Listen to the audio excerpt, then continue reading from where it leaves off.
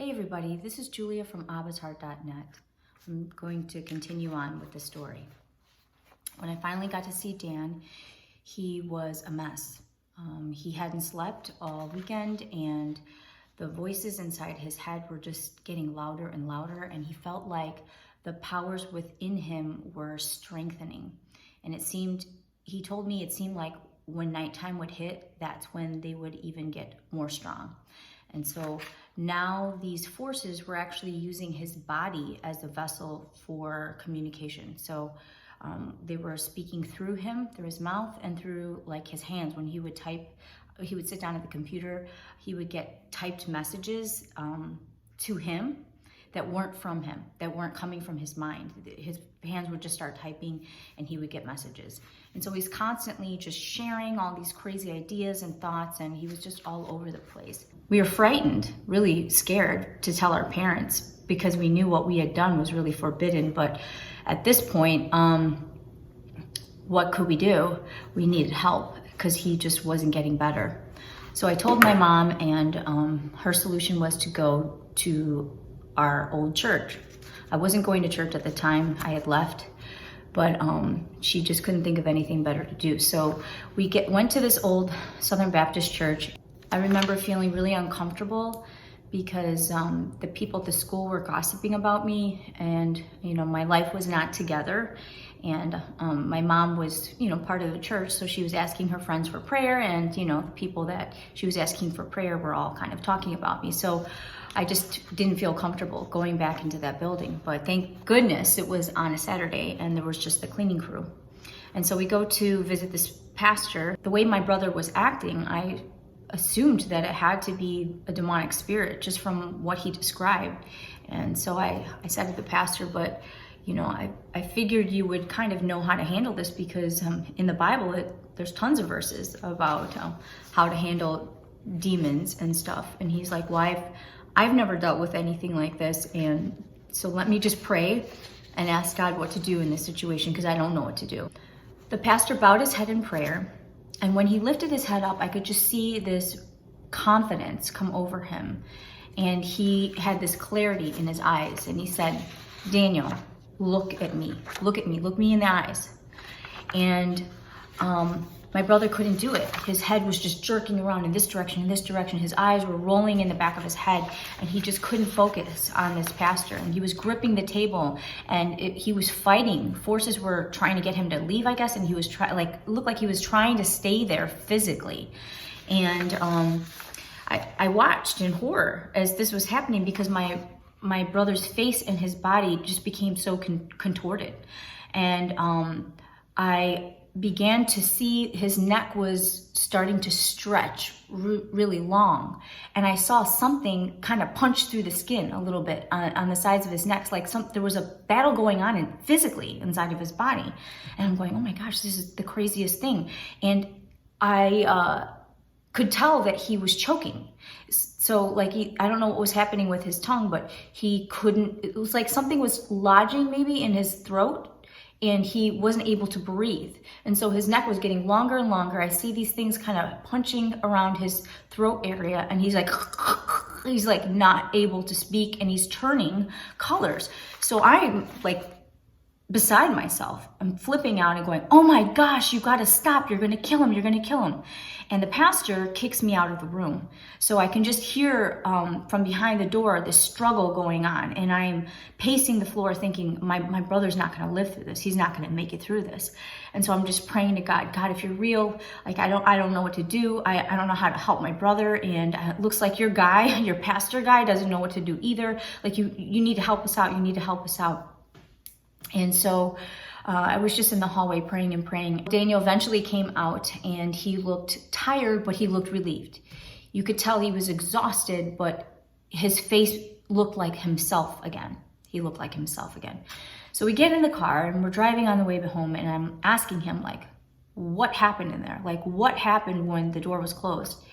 And he's like, the pastor kept telling me, look in my eyes. And it was the hardest thing in the world to do because these things were telling me, it's going to kill you. You're going to burn. And it was like looking into the sun. When I finally opened my eyes and was able to look at him, it was like looking into the sun. It was very physically hard for me to look there. But he said, but when I was looking into his eyes, I felt the love of God so strong. And it was almost like burning and melting these things that were inside of me. And I knew I had to keep looking at him. I just felt the love of God so strong. And that's what happened. And I was like, wow, that's really weird. But obviously something worked, because you look completely different. Your countenance is different. So we drive on, and we're just driving down the road, and he's praising God. He's like, oh my gosh, God is real. Look at how beautiful the world is. Look at how gorgeous the green the grass is. How do we never appreciate it? Look how blue the sky is. We're so lucky to be alive, Jules. God is real. And then he looks at me, and I'm looking around, and I'm seeing what he's showing me. I'm like, wow, there is beauty all around us. Like, I don't know, we were living under such a dark cloud when this was happening. And it was almost as if the veil had lifted, and now we were able to see life in the fullness again. And it was bright and shining, and it looked like the Wizard of Oz, to be honest. You know, when they go from black and white to Technicolor, that's what it felt like. And it looked like that as well for us. It was very dark, and then we went to this full Technicolor viewpoint. And then he locks eyes with me. He goes, wait a second. This is not real life. This is not how life is. Something's not right with me. This thing inside is trying to deceive us. We got to go back. And I'm like, Dan, no, you're good. Everything is fine. I just didn't want to, I guess, see that again. And I didn't want to believe that this thing wasn't over. So I was trying to convince him, no, we need to just go home and get some rest. And he's like, no, I need to go back. I need to go back. So we drive back. And he goes into the office alone, closes the door, and I hear a big tussle going on. I don't know what's happening, but I can just hear there's some kind of tussle going on. Then I hear this loud shriek, and it's over. So Dan comes out. Again, he looks like himself, but he feels satisfied. He feels like it's fully pretty much gone. Most of the worst of it is over. My eyes were now opened to the truth that there was an unseen realm out there. And I was relieved that the worst was over, but little did I know that that was just the beginning. The fiasco, it was frightening, but I didn't take it to heart too much because it was just overwhelming to me. Besides, most of the things that were happening to my brother, not me. But I do need to share with you this, that when my brother was going through this, and I was taking care of him, watching him, monitoring him overnight, because he was kind of afraid he was going to hurt himself and all those things. And we would try and get a little bit of rest. We were both laying next to each other. We both experienced movies coming on our eyelids. So every time we shut our eyes, there would be like a movie playing on our eyelids. And they were violent scenes. Things so vile that I don't even want to speak about them. Things happening to children and animals, and just blood and gore. The worst horror movie you can imagine. So how can you rest when something like that is playing on your eyelids? You can't.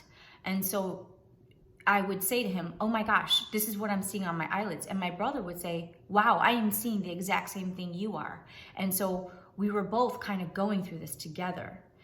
And so fast forward, when Daniel had gotten his deliverance, after it was over and we were driving down the street, and we went from this black and white doom and gloom to, after his deliverance, he's seeing beauty and light and the glory of having life and being part of this world, just be illuminated, and that fake reality.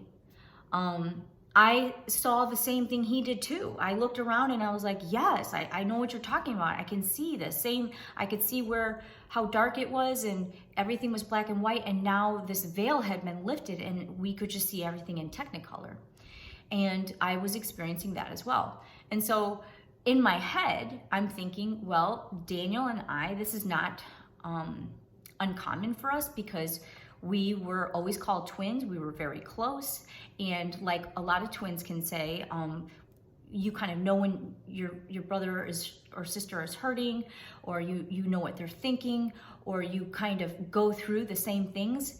We kind of were like that. So we had a lot of these type of weird scenarios throughout our life, and we just chalked it up to us being so close, that this was a twin experience. This was not necessarily a demonic thing on my part. He was experiencing extreme manifestations in his body. I was not experiencing any of that. All I was experiencing was these visual things. What I believe now is when I was playing with the Ouija board, I had opened that portal as well. And these demons had come into me as well. But they were lying dormant. And that's how the spiritual realm works. Sometimes they will erupt and make themselves known, and other times they will remain dormant because the mission that they have for the host that they are in, it serves a greater purpose to remain dormant. So I believe that this demonic manifestation happened not only to my brother, but happened to me as well, but we didn't address my issue. So that was the beginning of that. So my brother had gotten some help, and after that point,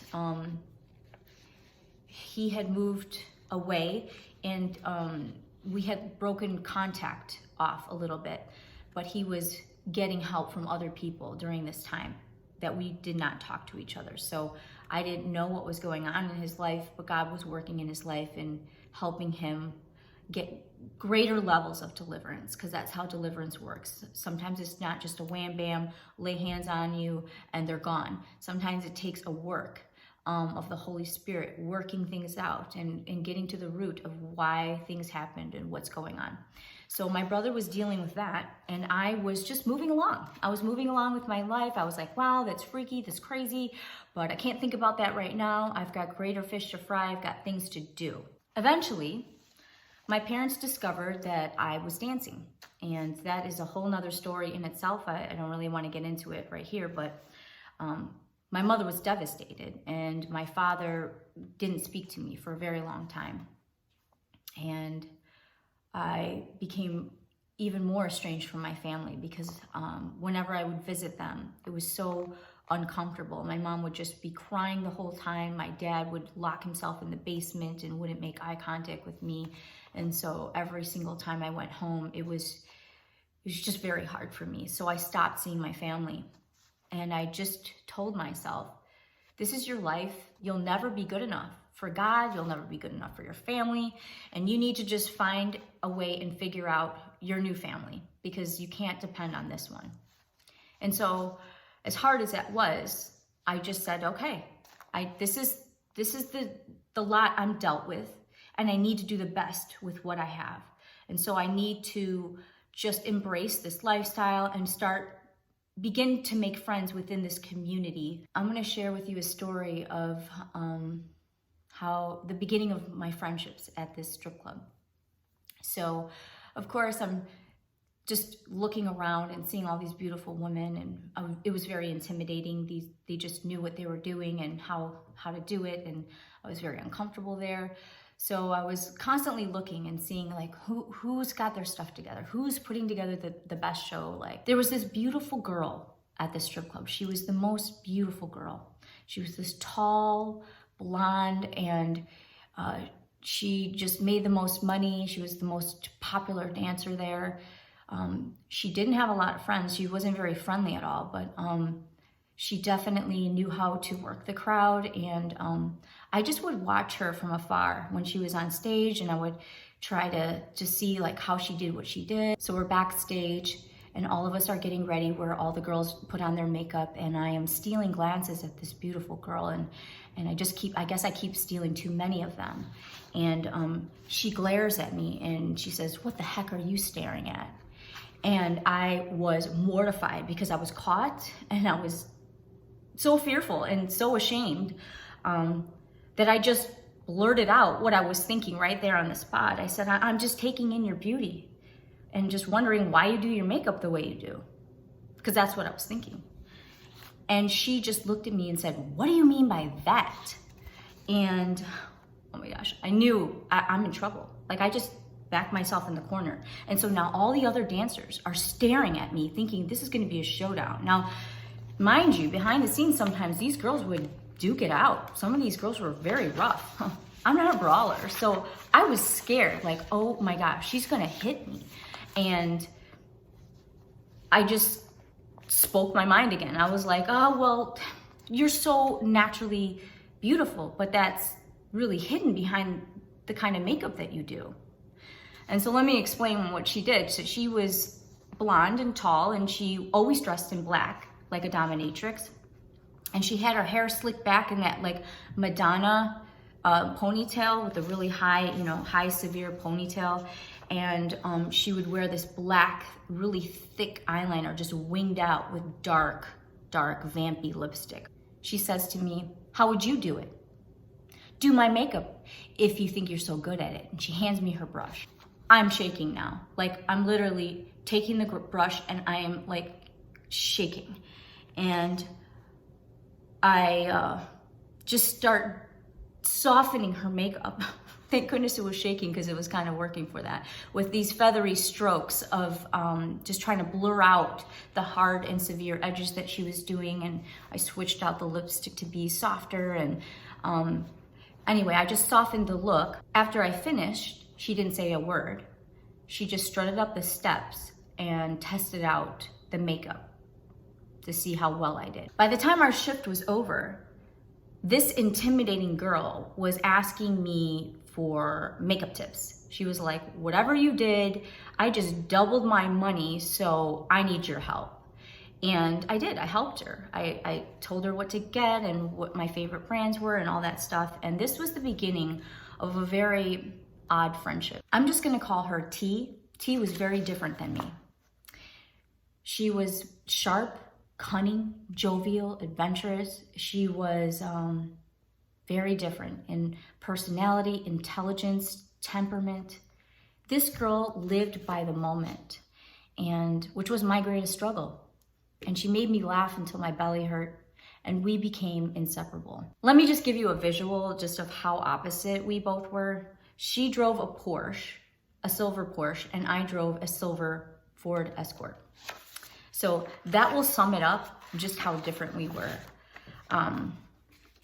I was beginning to enjoy working there now that I had a friend, and then we befriended other people together, and we just became this force to be reckoned with. She was the tall blonde, I was the short brunette, and we were just like this duo at the club.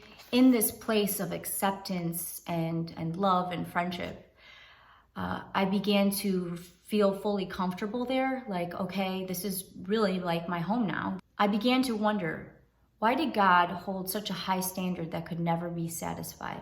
How could he expect so much when he was the one that made me this way? He knows this deep down. I've always wanted more for my life, but I just didn't see how my dreams were possible. I had big dreams. We grew up poor. I didn't want to stay that way. Everybody kept telling me, you can't do this. You're not smart enough for this. You're not capable of that. And deep down, I had these huge dreams. And I was like, a lot of people around me were satisfied. They were okay with what was going on. I never was. I'm like, why do I have this deep satisfaction, this deep drive, and all these people telling me I can't do it? So the Bible shares a story of a man named Jacob wrestling with God. And just like Jacob, I did not want the inheritance presented to me. I refused to believe that what I currently had was all I was ever capable of getting. I was just so desperate for a blessing and to live the blessed life. And I, at this point, became angry at God. Like, I figured if he wasn't going to help me, then I'd have to help myself, because I wasn't going to stop dreaming. I'm a dreamer. That's who I am. I'm a dreamer and I'm a doer. Those are two things that make up who I am. And because he created me, he knows that.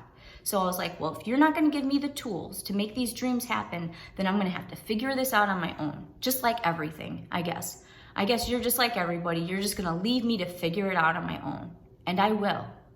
So I was just determined at this point to just be who I was, not hurt anybody, not take advantage of one soul, one person. I made a vow to myself that even these years of dancing, never to scam, never to do one thing that would hurt anybody. So how it works in the strip club, a lot of these girls would get people drunk and charge more on their credit card and, make false promises, or even sometimes go home with them, or have this double life where they knew this man was married and then they would be the girlfriend on the side. There was all these kind of weird things that would come up as regular part of the job. But I promised to myself, first of all, that I will never cross the line where I feel like I am hurting or destroying another person. But I'm gonna do my very best to make money with the most amount of integrity I can, where I can sleep at night and I know that I'm just doing what I can to survive, but I'm working hard for it. And so that's the deal I kind of made with myself, maybe subconsciously with God a little bit. Like, here, okay, I'm in this place, here's the deal. I'm gonna try and live the best I can in the place that I'm at. But this is all I got for you right now. I had a friend named Pete, who was my greatest cheerleader. He was a client that would come in and see me, who became a really good friend. And he was the one who encouraged me to enter the local Miss Hawaiian Tropic pageant. He told me that if I won the local and the state, I would qualify for the national. And that's where representatives for Playboy were judges for this contest. So I did exactly as he told me. I entered a bunch of local, and then I won the state. I won the state, which was actually, the title was Miss Hawaiian Tropic Chicago. And that landed me on the national stage in Hawaii. And Pete was right. Playboy was out there, and a photographer gave me his business card. And when I got back from Hawaii, I began working for Playboy and began shooting frequently for them. Whenever I was on set, this photographer would beam, "There's my discovery. Remember me when you're famous, Jules."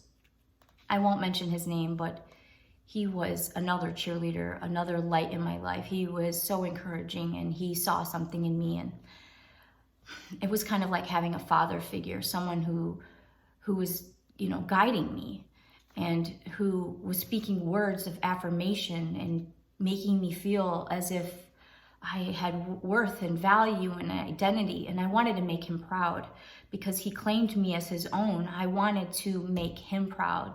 I'll never forget that man, and he knows who he is if he's out there. While things were going well for me professionally, personally, my life was not doing so good. So my boyfriend at the time was becoming more entitled and falling deeper into the party life. He also started doing steroids, and I'm just not the type to be controlling or micromanage someone.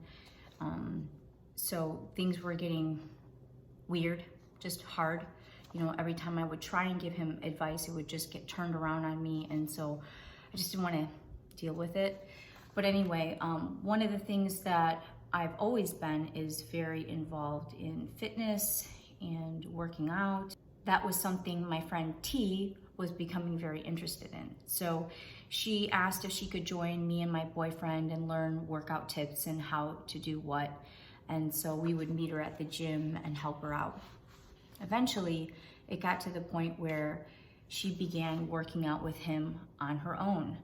And I really didn't think very much of it because we hung out together all the time. And I thought, well, I trusted her.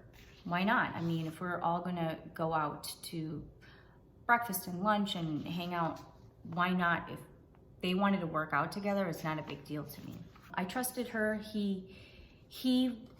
I knew there was something not right with him. I didn't really feel comfortable with him, but I felt comfortable with her. So around this time, when the three of us would hang around together, when I was around her and him, I would get physically ill.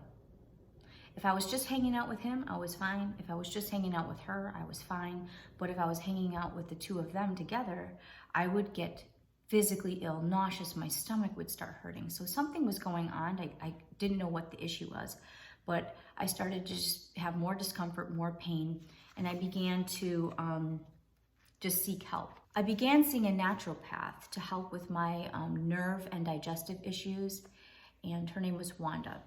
She suggested that I talk to her prophetic Catholic friend named Grace.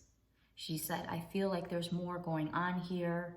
I just feel like you need to talk to somebody, and this is the person I suggest. I didn't quite understand at the time what the word prophetic meant. I mean, I kind of had a general idea, but again, I grew up in the Southern Baptist upbringing, so they don't really talk about prophecy and stuff like that. That wasn't emphasized. So I had an idea of what it was, and I was intrigued by it. I was just kind of desperate, so I was willing to give anything a try. So I called her number, and I found myself driving to a small mobile home.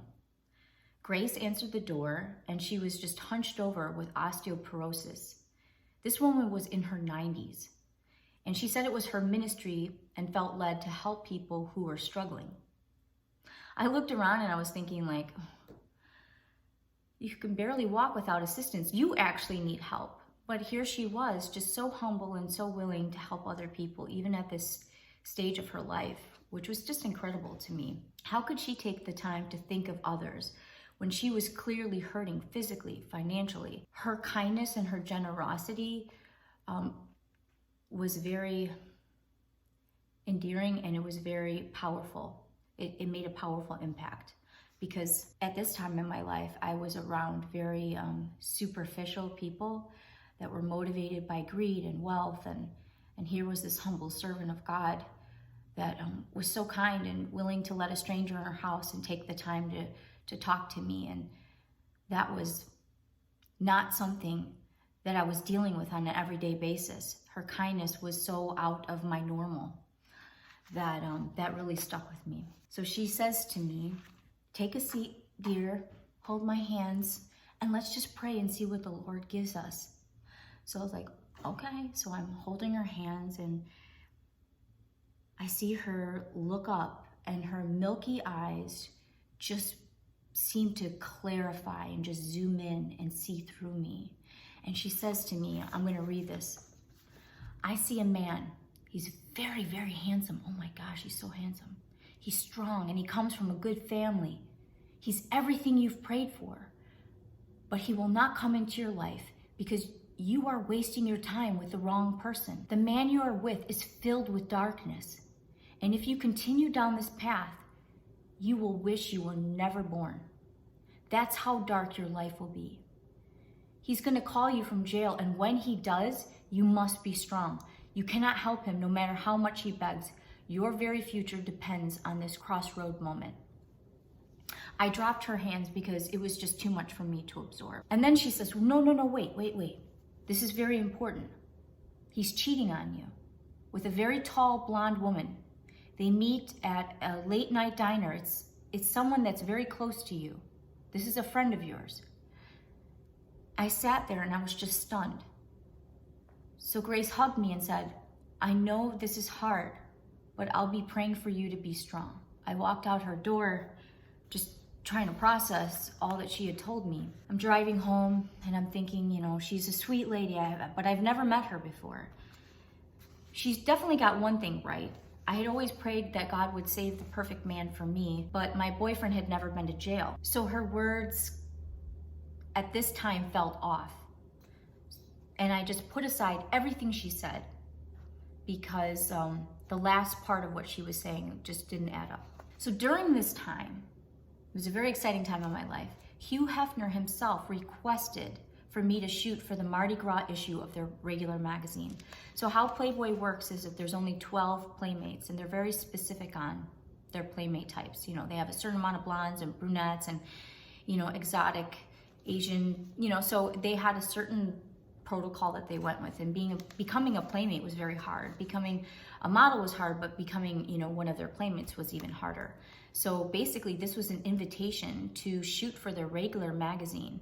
And if I did well in that, they were talking about me becoming possibly a playmate.